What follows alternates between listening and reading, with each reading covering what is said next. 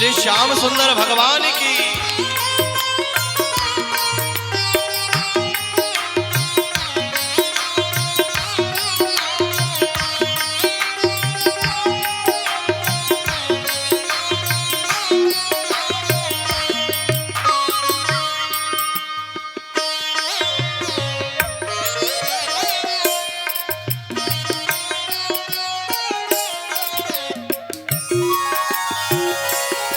जब कंठ प्राण आए कोई रोग न सतावे। जब कंठ प्राण आए कोई रोग न सतावे। जब प्राण आवे कोई रोग न सतावे। जब प्राण आए कोई रोग न सतावे।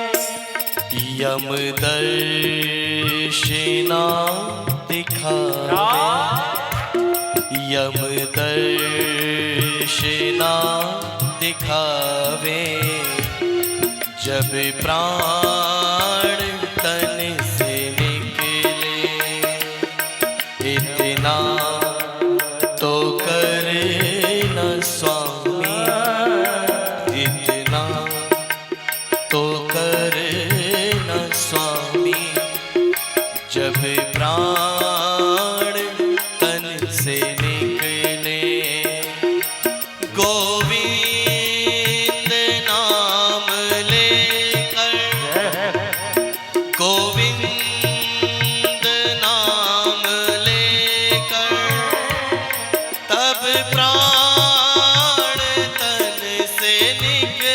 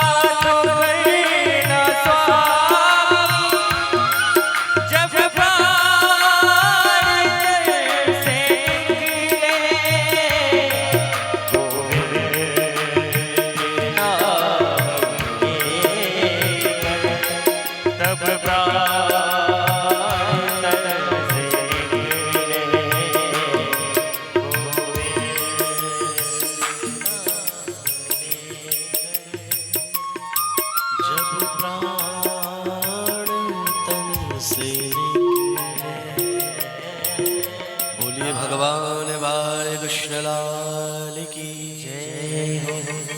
भीष्म पितामह जी ने अपने देह का परित्याग किया और अपने मन को, अपने आत्मा को भगवान में विलीन करके अपने देह का परित्याग कर दिया। इधर भगवान संपूर्ण लीला को संपादित कर द्वारिका को वापस आए और अर्जुन भगवान को द्वारिका छोड़ने आए। समय बीता। कुछ समय के बाद में इधर उद्धव जी को राजपाट से निष्कासित कर दिया गया था। तो उद्धव जी की मुलाकात मैत्रेय मुनि से हुई और एक बार भगवान ने उद्धव जी के ऊपर विशेष कृपा की और उद्धव जी के यहाँ,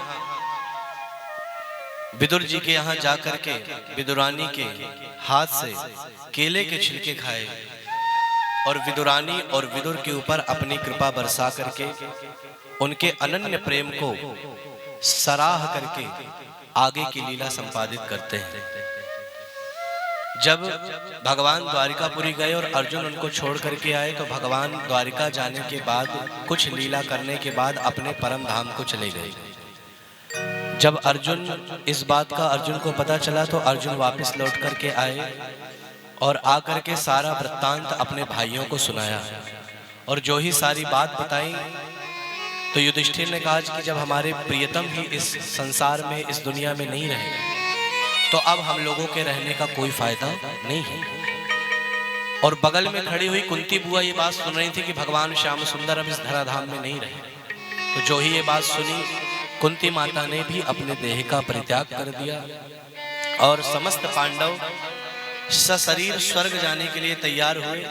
इधर उत्तरा के गर्भ से जो राजा परीक्षित का जन्म हुआ और परीक्षित को राज सिंहासन पर बिठाल करके राजपाट के संपूर्ण नियम बताए, दान धर्मान राज धर्मान, कि एक राजा को दयावान होना चाहिए, दानवान होना चाहिए और हमेशा प्रजा को अपना परिवार समझना चाहिए। सारा ज्ञान देने के बाद अंत में कहा कि अगर आपकी शरण में कोई शत्रु भी आ जाए तो उसका उद्धार करो, उसके ऊपर कृपा करो और उसे क्षमा करो। ये ज्ञान देकर के आज पांडव सशरीर स्वर्ग जाने के लिए उद्यत हुए। तो सबसे पहले जब जाने लगे तो नकुल और सहदेव क्षीण हो गए, सशरीर स्वर्ग नहीं गए। द्रौपदी ने पूछा कि प्रभु ये नकुल और सहदेव क्षीण क्यों हो गए, सशरीर स्वर्ग क्यों नहीं गए? तब भगवान कहते हैं कि नकुल और सहदेव, नकुल को अपने गणित पर और सहदेव को अपनी सुंदरता पर बड़ा घमंड था। तो जिसके अंदर मन में अहंकार और घमंड हो वो सशरीर स्वर्ग नहीं जा सकता। थोड़े आगे बढ़े तो आगे बढ़ने के बाद में भीमसेन का शरीर शिथिल हो गया।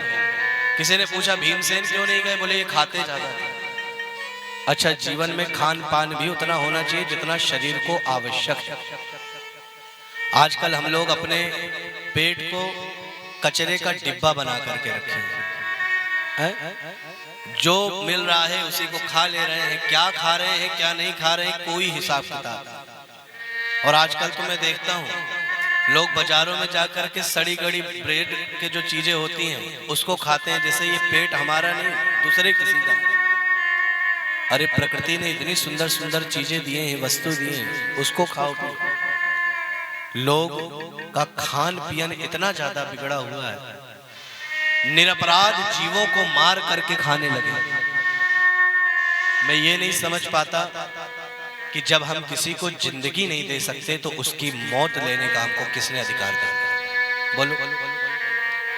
किसी जीव जंतु को हम बिना सोचे विचारे मार तो देते हैं, लेकिन क्या एक पल ये विचार करते हैं कि इसको मारने का अधिकार हमको किसने दिया? जिसको हम जीवित नहीं कर सकते उसको मारने का भी हमको कोई अधिकार नहीं।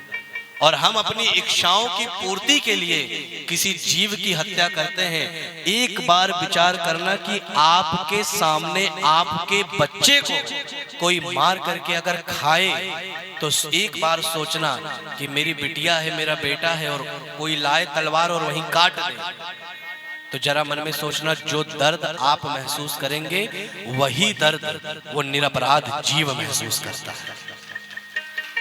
लेकिन हम और आप अपना दर्द बोल करके बयां कर देते हैं और वो जीव बोल नहीं पाता, और बोल नहीं पाता तो हम और आप उसके ऊपर अधर्म पे अधर्म करे जाते हैं।